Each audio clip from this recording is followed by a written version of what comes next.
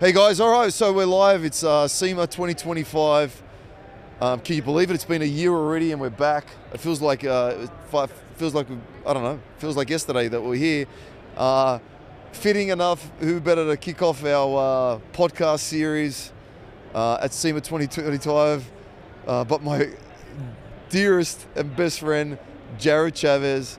I'm sure I've spoken about it before, but I think it's been like a 12-year journey where it's been full-time in America. And, you know, I walk into SEMA and people are like, who's this weird Australian? We can't even understand him. And Jared from day one's like, oh, hey man, I love Australians. And he's been my best friend ever since. And I call him about the most random stuff. And ironically, he's got all the random answers. So, yeah, here he is, Jared. Here I am. Thank you for coming. Thank you. Thank you for opening. Now, I like, when we're like, what slot do you want? I'm like, I want to start off. I want the first slot. It's all downhill from here for you. It's so true. So with that, let's do the customary crack into the can. Cheers, my friend. Bro. Thank you so much. Oh, it's refreshing. It is. All right, so talk me through it. Talk me through it, man. You are just on fire. It's been a good year. It's been busy, yeah. I mean, obviously last year came over to Brown & Watson, and you know, our biggest brand out here in the U.S., which they had acquired, was Vision X. Yeah. And you know, everything going on right now in the world, it's tough for everybody, right? Like tariffs, distribution, everything is challenging, right? And I think that for a lot of people right now, if you can just end up flat, I think a lot of people are like, you did well. We've been doing like double-digit growth for the past few years. We're doing really, really well. So, and I think that for us, the big part of that is, you know, people think of Vision X and they think of what we used to do in off-road or know us from that legacy. But Vision X has a really strong, diverse background in things like mining, commercial, industrial. We make products for NASA, you know. That's so insane. in areas and times where like some industries are down, you know, that diversification allows us to kind of pick up a lot of that slack in other areas. And with, you know, the acquisition from Brown & Watson a few years ago, bringing more products from Australia in, like our jump starter brand Projecta has been a huge boon to us. And it's one of those products that, like, even walking in the off-road shops, these guys that like don't necessarily think they would need something like that, you show them, you know, the quality and the technology and the stuff we have, and they're like, I have to have that. I have to have it. So it's been good. It's been a solid year. You know, King of the Hammers was interesting. Yes. Obviously, I called you during that, and that's a whole story. But it's been good. It's been so. I guess good. You're on the road a lot. How does it feel being? I don't know. I mean, it's not the first year out of lockdown, but I mean, how does it feel? You know what I mean? To get out and about. I mean, last time I called you to check in and go, hey, how's work? You're like, oh, technically this is a work event, but I am drinking whiskey, you know, at Angel's Envy and somewhere else. And I'm like, oh my God, I am so damn jealous that I'm not with Brown & Watson right now.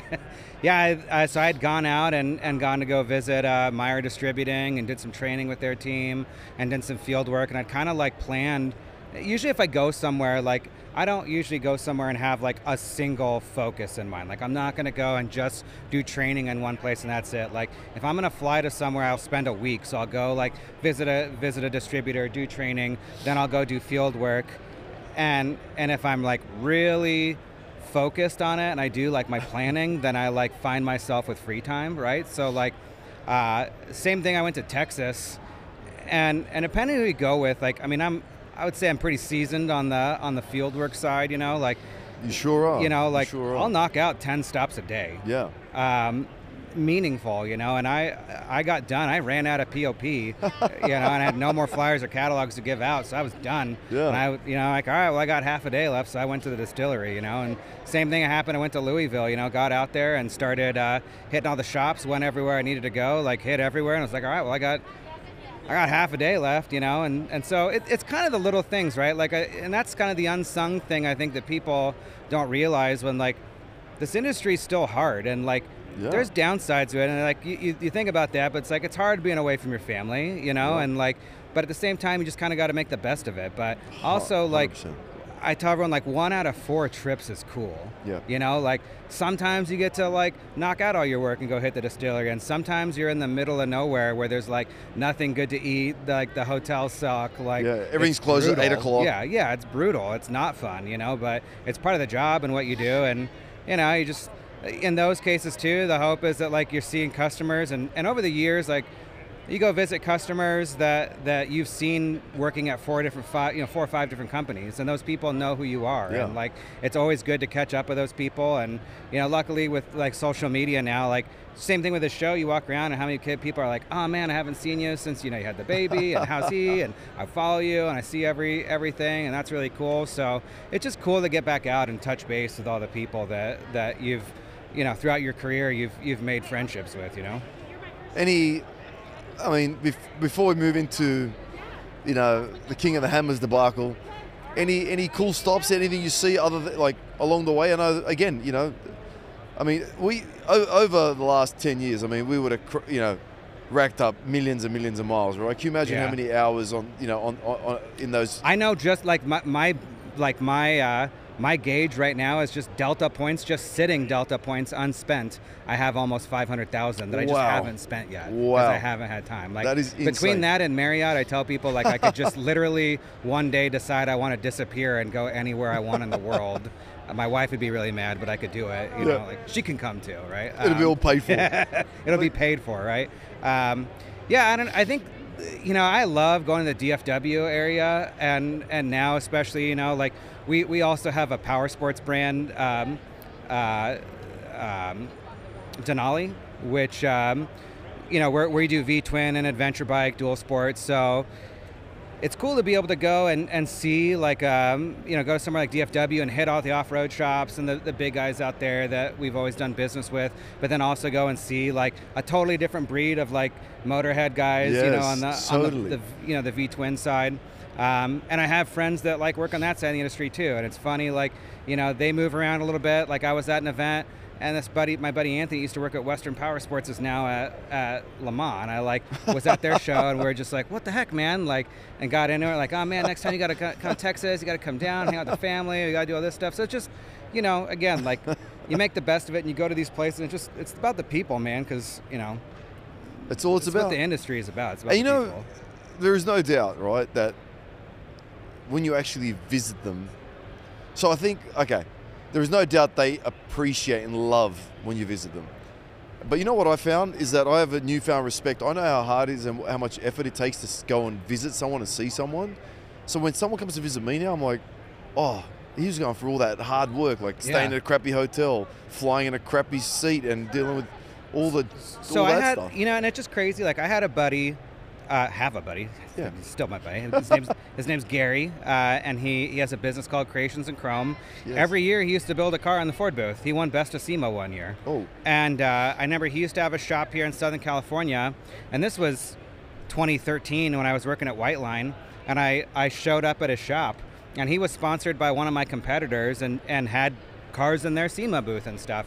And I remember he was just like, no one's ever come to visit me in my shop. Yeah. And I'm like, you're a SEMA award winner, like you've won like Ford Design Awards, like no one's ever come to visit. He's like, no, you're the first person to ever come visit me in my shop, man. And we've been really good friends ever since. And it's just like, it's that effort, like people like I went to Texas and I like look at the map and it's just like, okay, there's like 40 shops really like dedicated, right, concentrate in this area, and there's one guy way over here, and I'm like looking at it like, I gotta go see that guy because I know that's the guy that everyone's going to cut off their list. And never gets But love. He's also the closest person to all those people over there. Like, so he true. probably has good business, but people probably write him off every time they look at that map. So I always try and like do what I can to make sure that like, and I actually will troll, like, this is my secret. I actually find most of my leads from Instagram.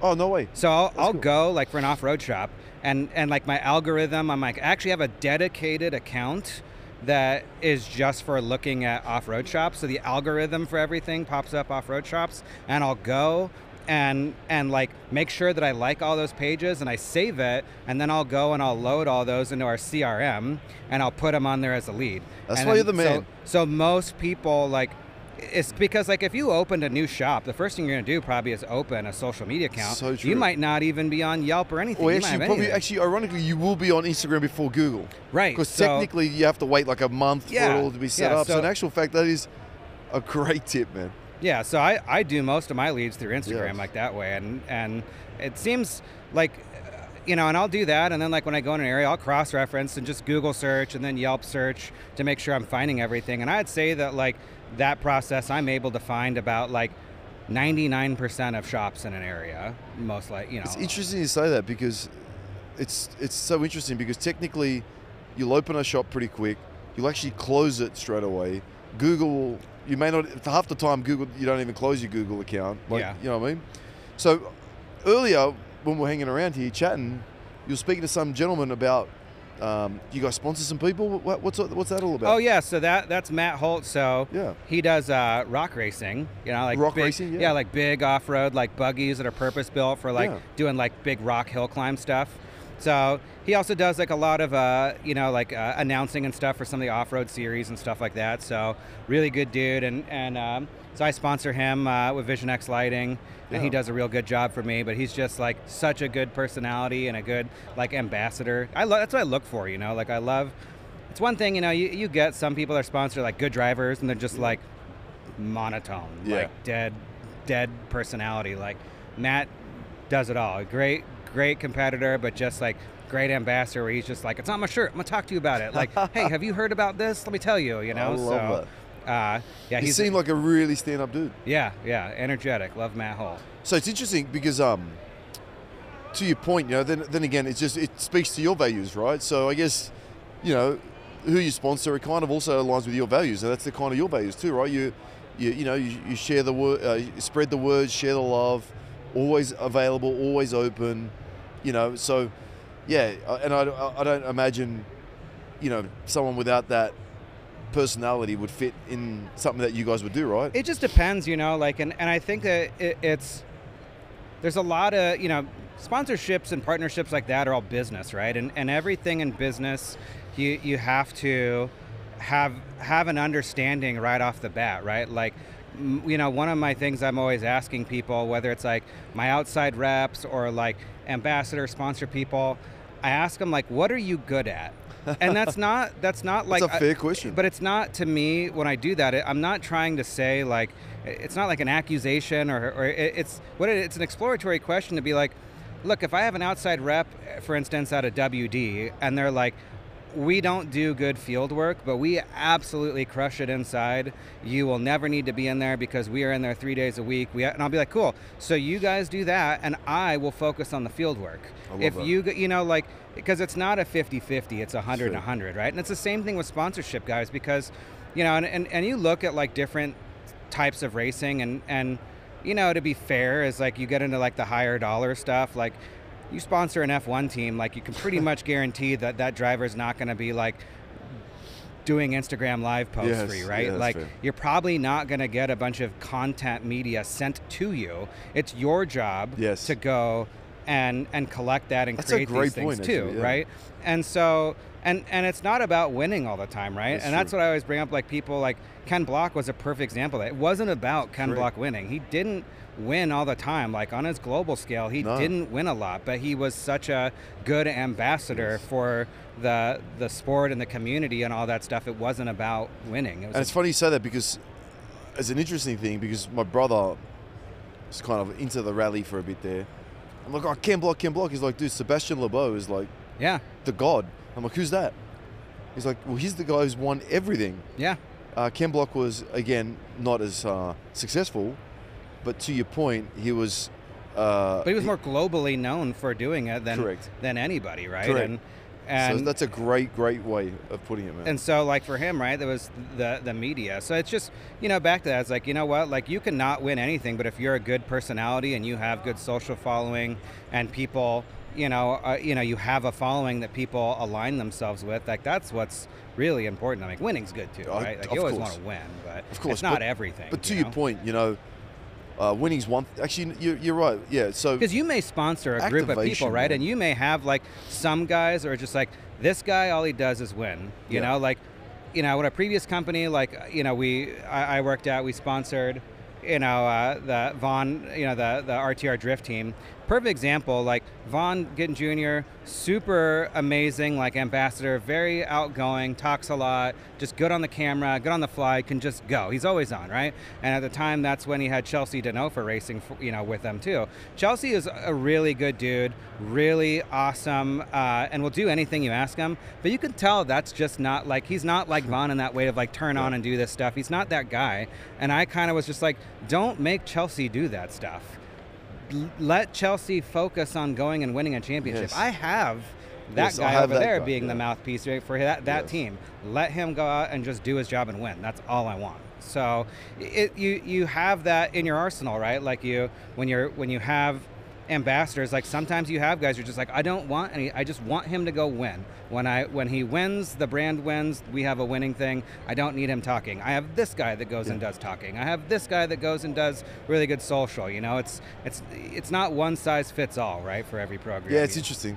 And it's just a puzzle, right? You got to put them all. It's crazy because like you said, there is anomalies. You've got the Michael Schumacher, you've got the Michael Jordan, but over time, they're not the best at, they're not the GOATs technically, but that argument would be combination of winning, of what people look and feel. And right. Like, the only cyclist in the world I know is Lance Armstrong. I don't know anything about cycling, but I love Lance Armstrong. Yeah. Now, obviously, he was one of the good guys. In the end, he was the bad guy, which I still love about him because, I don't know, I just, anyone who goes through testicular cancer and all that sort of stuff and still gets out there and does what he does. I don't care how bad he's cheating, man. Like, you could turn around and go to me, hey, Jace, here's everything you need. Go and win the Tour de France. I ain't going to do shit for me, you know what I mean? Yeah. So, yeah, you're right. So, I don't know if it's too soon to ask. I don't know if it's a touchy subject. It might be too soon. But, a little while ago, you were heartbroken over your little Bronco, bro. So is it, we're close. Is today the day? Can we chat about it? We can chat about it, yeah. All right, let's talk us through it, man. So we were King of the Hammers, and I driven out there on Monday to go do some initial booth setup, drop-off stuff, and came home. And I'd been prepping the truck. It's a 94. So the preface is a 94 Bronco. It's like fully caged out, stripped interior, long travel. Been working on it forever. I've had it for 5 or 6 years or something. But anyways, we're heading out to Hammers. Came back home and was like, all right, going back out for the week. Started driving up, and that stretch of like when you get off of Palm Springs and you go like out to that area where it's just like this one valley. It's like the one dead zone, and I'm pulling up there and like pretty much smack in the middle of this valley and lost timing on the truck. Just like starts backfiring through the intake, and so I pull over there, and it's like the worst, like most dangerous place you can pull over. And usually on that truck, something like that happens. My first thought is like, I lost the TFI module. You lose those things on those Ford motors all the time, especially when they get hot. I always carry a spare, so I'm like on the side of the road, like trying to swap that out. No reception. CHP comes over, like tells they're gonna call AAA for me. Long story short, I'm stuck there thinking about my life decisions for 3 hours. 3 hours. Before I finally get a tow truck. Tow the car to the Airbnb and start looking through it. Can't figure it out. Kind of move on with my life because I just didn't have time. Had some friends come over and look at it, and what we realized, we pulled the distributor, was distributor gear decided to unalive itself and tore up the cam gear. And so, at that point, we're like, motor's toast, right?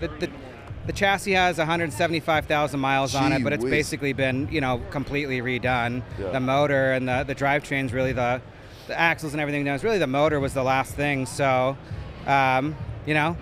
first call. And the one thing is, I did put it on social, was like asking people, and it was kind of one of those things where everybody that I knew was reaching out to me. I had friends all over the country calling me hey man, you got to try this, you got to look at this, check this out, check these things, that can be some of it. And before we were able to get a scope in it and really realize it was the cam gear was toast. That's kind of where it was at. But Yeah, obviously Unalived itself. Unalived itself, which, you know, if you've ever driven or had to work with high performance 302s or 358s, we know that that is not an uncommon thing that tends to happen, and for a variety of reasons, right? 100%. So anyways, gave you a call at that point. I remember because I was like, Jay, I need your help. And you're like, what's going on? And I'm like, I think, and well, actually, know what?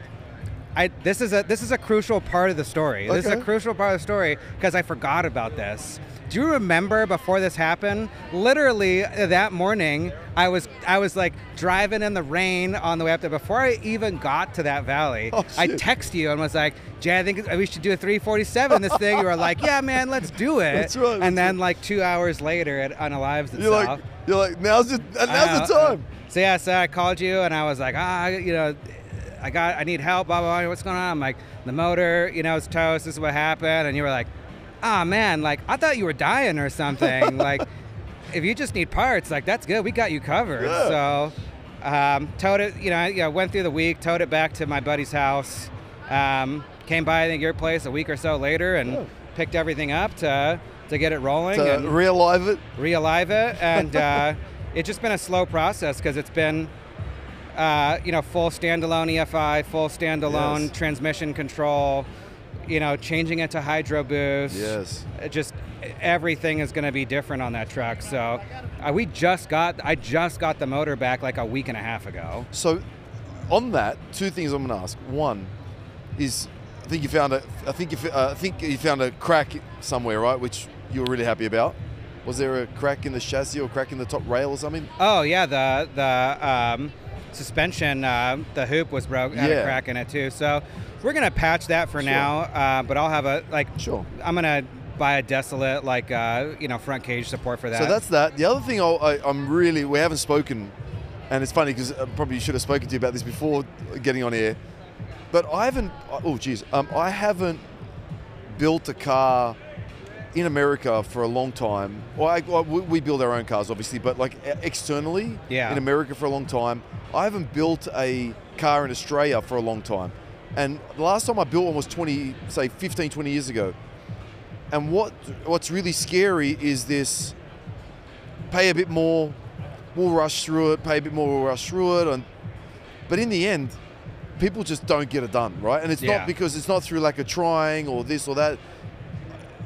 And I think you had a similar situation, right? Where you're like, okay, I think these guys will get it done. And you don't have to say any names, but it takes time, right? Like, well, I think the biggest thing right now, and the guys that I worked with were really good, and I think what I found and what you and I talked about before is just that the engine assembly business is kind of going away.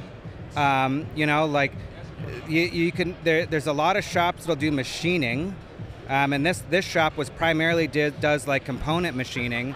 It was rare that they would do what I asked them to, which was to bring my own group of components and have them install it. But they're even like the couple places that I went to that do like they're either like $20,000, $30,000 race motors, or they're just doing minor machine because like they're like, you just go to Blueprint, just go you know, just go to wherever, go to Ford Racing, go to GM. You can buy a motor, right? Like, so the number of those shops seems to really be shrinking now, and obviously kind of with like the retro mod kind of thing too. You know, like, you know, as soon as I had the issue, everyone's like, just put an LS in it. You know, no. All right, thank you for not doing that. Thank you. I wouldn't mind. I'm a Ford guy, bro. Please. I wouldn't mind doing it, but I wanted to keep it that way, you know. But you didn't. And so, but because of it, I think that what's happening is the guys that are good, and it's also, this is. Sorry, I'm jumping around here, but this is also something you see in the industry in general. Is that like? Well, this is the whole point. I'm curious. This is a. You know, you see a lot of shops or businesses that just get sold because there's not a lot of people handing down their shops to their family anymore. The kids don't want to do that, so they sell the business, they just close it down and walk away, the kids do their own thing. So you go to a lot of these shops, and it's funny because you hear, like, I kept hearing it everywhere, like everyone's like, oh yeah, I got a guy, he's the best guy, he's forgotten more about the combustion motor than anyone has ever learned. But like, the guys that are still around are so busy because there's not that many people doing it anymore. So like for me, like the parts of it where like, okay, I thought I had everything. I was missing a spacer. And they're like, we had all of your stuff out on the table. We got to that point. Now we got to put you back of the line, and we have to start on this until you get that part in and we validate it. So it wasn't really their fault, you know. A lot of it was just like... But it does take time. It takes time, yeah.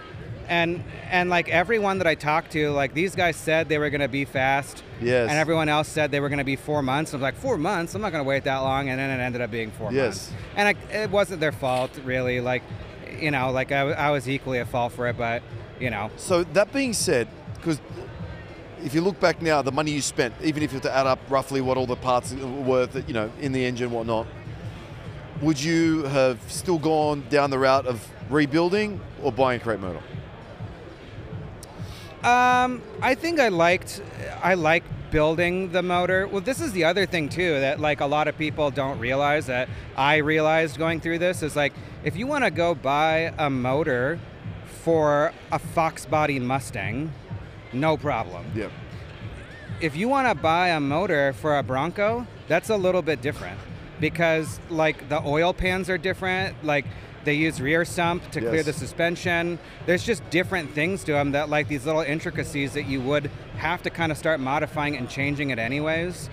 So for me, like being able to build the motor the way I wanted to, I will say like doing it now, the only thing that I probably would have done differently than I did was I would have sleeved the block. Yeah. I probably so just what about price comparison? Because the good thing about the way you did it is you got what you wanted, right? So you got exactly what you wanted. Now, price comparison, would it be, because, I mean, you probably won't be able to get what you wanted, but is a similar price would it have been a lot more, I think it was probably about the same, to be honest. Okay, great. So same price, but you got what you wanted, and that's pretty special. Well, and I also think that, like, you know, most people don't realize that, like, a lot of these companies, when you go and order an engine, that they're usually not always just sitting on the shelf waiting. That's true. So you still have a wait time. So I think it just depends. Like, you know, like I didn't need it fast, right? Yeah. Like if this was a race truck and I had a race coming up and I needed to like get something,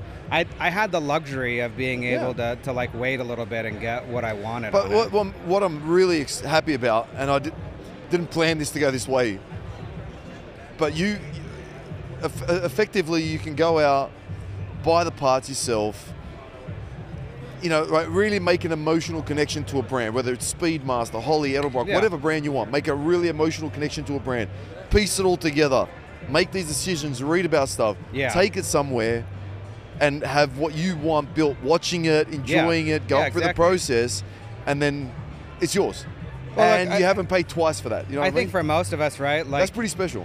You know, in a truck like that, like for me, and that's like it's my car, right? Of like, I don't know that I could just buy a motor and drop it in and not really know what's in it and not know for sure and gone through the process, you know, and like the fact that it came back like just a long block and I got to dress it and do everything myself, I'm like prefer because I know like they sent it back, valve covers off and everything. That way I can like inspect everything and set the timing top dead center with the valve covers off before I do everything. So I was like, I like that. I like to know when I put it together that it's a way, you know, and like, unfortunately for me, I just go down a rabbit hole, and that's why it's taking on, because now I'm like, I got to do the winter shifter, I got to drop the transmission pan to like do the spacer install this. I'm like, but now that I'm in the transmission, now I'm going to start looking at it, and I'm kind of like, I almost need one of my friends to do it for me so I don't look in there, because if I do, it's going to be down another 2 extra months, so I can't. Well, that's always going to happen. I mean, that's just human nature. Yeah. You know what I mean? But like I didn't expect that result like that. I didn't know what to expect from your opinion, but it's very, very refreshing and exciting to know that you can go through our process, enjoy it, and it's yours. You own that experience. To your point, like there's something special about that, as opposed to, I don't know, like you said, waiting 3 months for a crate to arrive and going, I think that's like the whole thing with the vehicle, and I think like I talked to you about this a little bit too, and like some of my other friends of like, you know, to me, like one of the greatest car movies for me was, you know, Love the Beast. And it's kind of the same story, right? Where like he's got his car that like the story is really the car and like his friends, and that like every one of my friends has pretty much put hands on this Bronco, right? Like everyone's helped me with it. Like there's some of my friends, like my buddy Charles at Stay Right Outdoors, it's sitting at his house. He helps me work on it. Like every other week, or more, and like certain friends have, like Oscar at AC Fab. I've had a good handful of friends have been really involved. You're involved in it now, right? And it's kind of those things that like even before I even got to that. Now we can shoot the shit about the whole thing. Even before I got to it, when I was like, when the thing happened, I'm like, do I just get rid of this thing and get a new one? Because the truck was already, I think I told you, was already totaled, quote unquote. Because prior to this whole happening, like separate story, I'd like was involved where somebody flew around a corner that was doing a high-speed chase with the cops and hit me, and head on in the truck, and like the truck, their car was destroyed and the Bronco was fine, but like the frame like tipped up like this in one spot, and the insurance company totaled it, and the frame shop was like irate because they're like, we used to fix this for the Porter Power for $200. So they totaled your fucking truck for this. Son of a bitch. But anyways, and at that point, I'd already gone through that, and this was like round 2 of like, what is going on? Like, when are things gonna go right with this truck? And I was just like, I can't get rid of it. I'm already like too invested. No. My friends are already too invested in this, so we got to make it work. Like we got to just like take it to the next level. So I think, like, I got the motor back. My wife's like, well, so what's it gonna take? A couple hours? And I'm like, no, you're insane. It's gonna be like, I got couple hours. Like, it'll be done like December, hopefully, right? It'll be like ready to roll and tune and all that stuff. And so hopefully by Hammers I'll have it like dialed in and like ready to go. Sweet. And that'll be sweet. Hopefully not find any. By that point I've gone through everything. Like full truck will be like fully like, I don't think really any stock original wiring. The axle's been done. Everything's been done. Should pretty much be it. Hopefully we'll be ready to rock. It's pretty crazy because I think we spent like 10 minutes talking about this engine. Imagine if you bought a crate motor. I know. It would have been like, how's the truck? Yeah, got a crate motor. Happy days. Yeah. All right, what's next? So I guess life is all about experiences. It's all about sharing stories, and exactly this. So we created a story thanks to this. Right. You know what I mean? Otherwise it would have been just like, well, I think that's the difference, right? It's like when you talk to people about their cars, and if they have stories and experiences with something, that car doesn't go anywhere. That car stays. That car's part of them, part of the family, part of the identity. You just build something, you pay for it, drop it in, and someone's like, hey, I want to... How many times do you see people that just like bought something, and it got through together, and someone's like, hey, you want to sell that? And they're like, yeah, if the money's right, But like, when you have something that's been built like that, and that's like part of you, and someone's like, you want to sell it? Not for sale. Yes. Not for any dollar. You know what? That's exactly right. I didn't even think of that. That's how you build that sentimental value, right? Yeah. Oh my gosh. Well, what a good day. It's already like 10 a.m. and everyone's already walking around. I mean, the whole world keeps waving to you. Yeah. I don't know what's going on here. I'm going to have to close this back off again, man. This is crazy. It's distracting. Yeah, everyone's like, hey, Jared, hey, Jared, hey, Jared. So that's cool. Any tips? It looks good this year, right? It looks good, yeah. I don't know, man. This is the first year in years that I've been able to like walk the show. So it's just about the people, right? And like I think one of the things I like about the SEMA show is like, people usually don't leave this industry. Yeah. They move around. Yeah. And it's nice to just like walk around and see people. You want to know like actually a really funny story? Like a couple minutes ago before I came over here, like there's some RC car vendors here, Team Associated's here, and I walk by the Team Associated booth. This is awesome. I walk by the Team Associated booth and I see a guy there, and that dude used to be the manager at my apartment complex, and I hadn't seen him forever, and it was just so random. Like, what dang, are the odds? Like, but I mean, like that's funny, right? Because you see that. But I mean, for me, normally just walking around and seeing like my other industry colleagues that like, hey, I haven't seen them in a year or two, and they're at this company, now they're over here, and seeing like, just random the shift around and what everyone's doing and experiencing and he's here at SEMA of all places. Yeah. What are the damn odds, man? Yeah. Oh shit. Well, again, man, I really appreciate you coming today. I can't wait to hang out and just keep doing this. Can't wait to see the car finished. We'll talk about that bad boy again next year. Hopefully everything goes for King of the Hammers smoothly. Get it done, bring it by the shop. Yes. Gotta get some new fiberglass. That's the next thing. I gotta new fiberglass. Oh shit, you don't stop. It's a never-ending project, right? Random, what is it, when you call out or shout out. Yeah.